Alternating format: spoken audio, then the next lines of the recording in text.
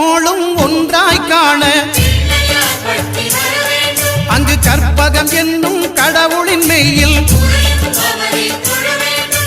9 கோளும் ஒன்றாய் காண அங்கு கற்பகம் என்னும் கடவுளின் மெய்யில் சூரியன் முதலாய் 9 கிரகமும் பலவித குணங்களை கொண்டிருக்கும் எங்கள் கற்பக தருவில் அவை வரும்போது ஒன்றாய் சேர்ந்து பலனளிக்கும்.